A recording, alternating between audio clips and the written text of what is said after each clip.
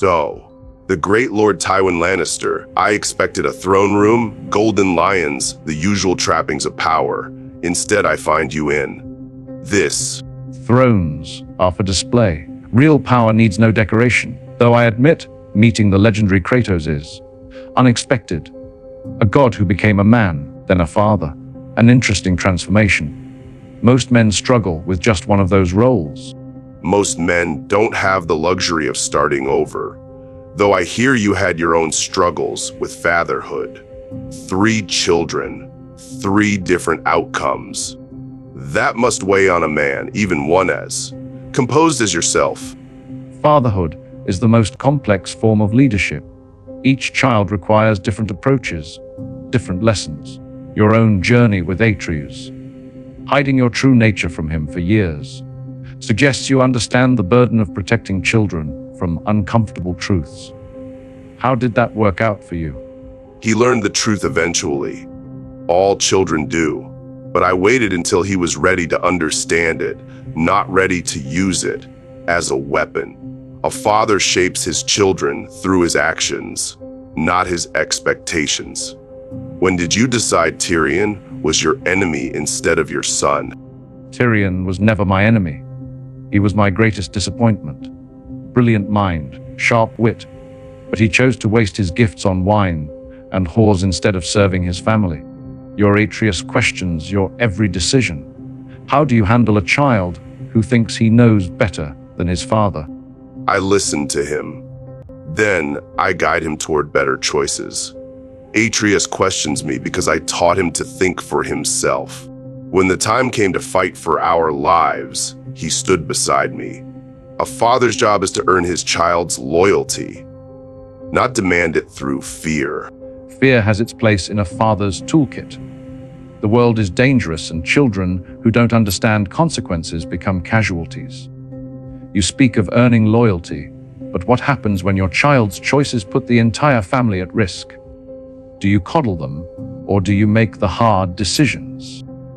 I guide him through his mistakes. That's what fathers do. Your children feared you, yes, but they also resented you. When your time came, one of them put a crossbow bolt through your heart. That's not loyalty. That's decades of pain finally finding its target. Tyrion killed me in anger, not justice. He was always ruled by his emotions.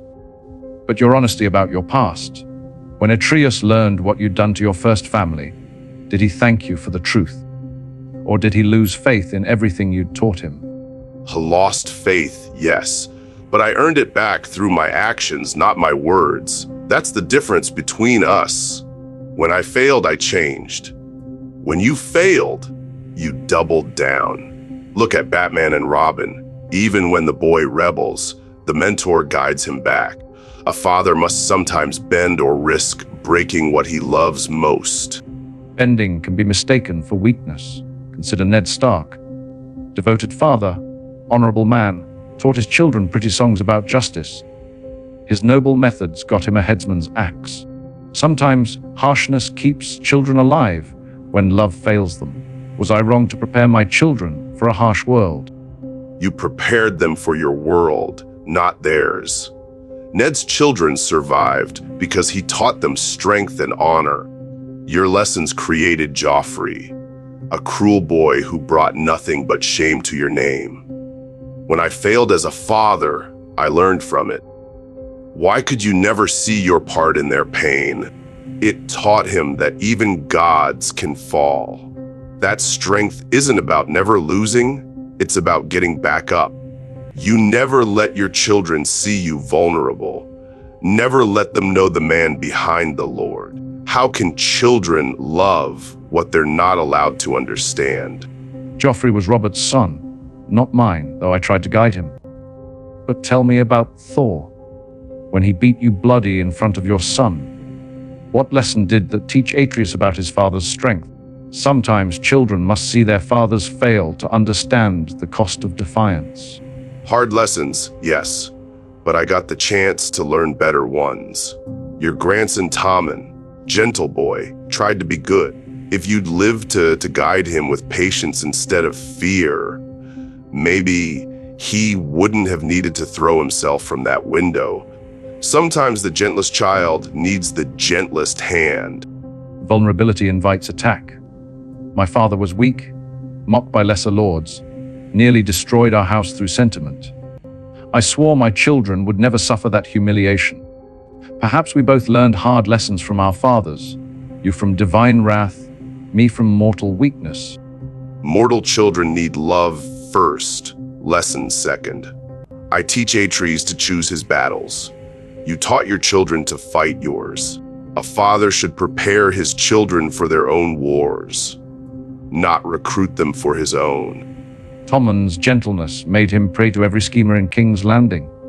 The faith militant, his wife every ambitious lord who saw weakness to exploit. Your Atreus has godhood to protect him. Mortal children need harder lessons to survive harder worlds. When I realized that being feared as a father was just another form of being alone, you ruled through fear for so long. Did you ever wonder what it would be like if your children had chosen to love you instead of simply obey you? Their wars were my wars. House Lannister's survival was their survival.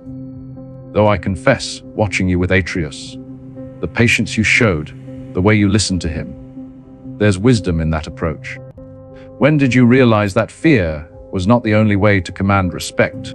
Strength and mercy, authority and understanding. Maybe that's what both our children needed. Fathers who could be both the mountain and the shelter. We were each only half of what they required. Every day after Tyrion pulled that trigger. But love without respect is meaningless, and respect without fear is fragile. Perhaps the answer lies somewhere between your transformation and my consistency, strength tempered by mercy, authority softened by understanding. Our fathers raising whole children in broken worlds. The gods gave you a second chance with Atreus. Death denied me the same with mine. Perhaps that's the cruelest difference between us. You learned to love your son in time. I learned to regret not loving mine too late.